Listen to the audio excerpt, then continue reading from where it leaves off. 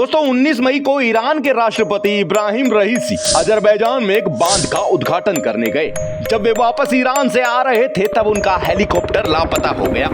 उस हेलीकॉप्टर में 63 साल के रईसी के अलावा ईरान के विदेश मंत्री हुसैन अमीर अब्दुल्लाहियन के साथ कुल 9 लोग मौजूद थे।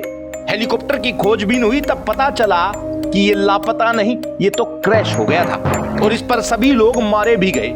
इसके बाद ईरान के लोग बड़ी साजिश की ओर इशारा कर रहे हैं। कुछ लोग इजराइल पर तो कुछ लोग ईरान के ही सुप्रीम लीडर खेमेनेई के बेटे पर शक जता रहे हैं। आखिर क्यों इस घटना को साजिश बताया जा रहा है, इससे ईरान के अंदर और बाहर क्या फर्क पड़ने वाला है और भारत के रिश्ते ईरान के साथ कैसे रहेंगे, जानना चाहते हैं आप इन जरूरी सवालों के जवाब तो आज ही गोगिलियो चैनल को सब्सक्राइब कर लीजिए। दोस्तों ईरान के राष्ट्रपति इब्राहिम रईसी की मौत के बाद ईरान के उपराष्ट्रपति मोहम्मद मुखबेर ने कैबिनेट मीटिंग बुलाई। ईरान में 5 दिन के राजकीय शोक का ऐलान भी किया गया और साथ ही ईरान में होने वाली सभी कल्चरल एक्टिविटीज पर भी 7 दिन तक की रोक लगा दी। दोस्तों ईरान के संविधान के हिसाब से अगर राष्ट्रपति की अचानक मौत हो जाए तो उनकी जगह उनका पद उपराष्ट्रपति संभालेंगे और अगले 50 दिनों के भीतर ही राष्ट्रपति का चुनाव फिर से करवाना होगा। दोस्तों ईरान के सर्वोच्च धार्मिक नेता आयतुल्ला खेमेनेई है, जिन्हें सुप्रीम लीडर कहा जाता है। हालांकि ईरान में राष्ट्रपति को सरकार का हेड और सुप्रीम लीडर को हेड ऑफ द स्टेट कहा जाता है। खेमेनेई ने देशवासियों को ये कहा है कि इस हादसे से प्रशासन प्रभावित नहीं होगा, लोग चिंता ना करें और सभी सरकारी काम जारी रहेंगे। प्रधानमंत्री मोदी ने भी इस घटना पर दुख जताते हुए एक पोस्ट कर कहा कि रईसी की अचानक मौत से मैं स्तब्ध हूँ। रईसी ने भारत और ईरान के रिश्तों को आगे बढ़ाया है। भारत इस मुश्किल घड़ी में ईरान के साथ खड़ा है और भारत में भी एक दिन का राजकीय शोक रखा गया। दोस्तों अचानक हुई इस दुर्घटना के पीछे साजिश बताई जा रही है, जिसमें पहले बात करते हैं इजराइल की। साल 1979 तक इजराइल ईरान एक दूसरे के सहयोगी देश थे। फिर ईरान में इस्लामिक क्रांति हुई और ईरान में नई सरकार भी इजराइल विरोधी बनी। समय के साथ तनाव बढ़ता गया।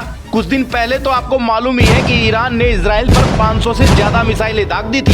तब से तनाव अपने चरम पर है। कुछ ही महीनों पहले की बात है, मुस्लिम देश अजरबैजान और आर्मेनिया में जमीन को लेकर युद्ध हुआ।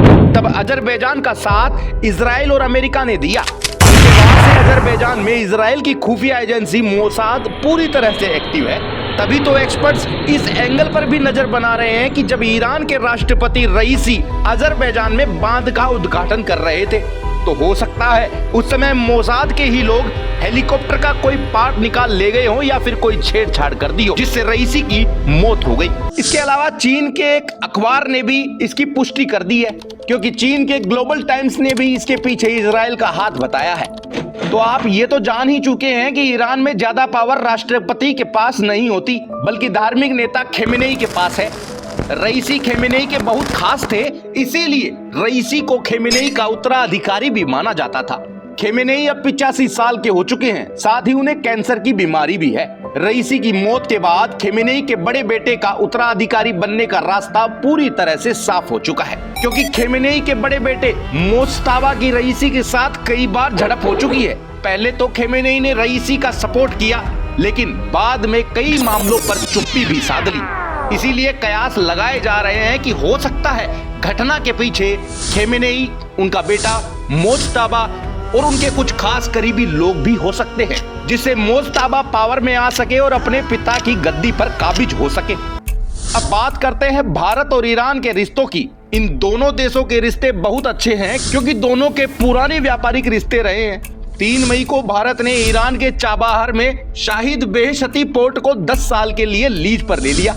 यहाँ का मैनेजमेंट अब भारत ही संभालेगा। भारत ने पहली बार किसी दूसरे देश में पोर्ट लीज पर लिया है।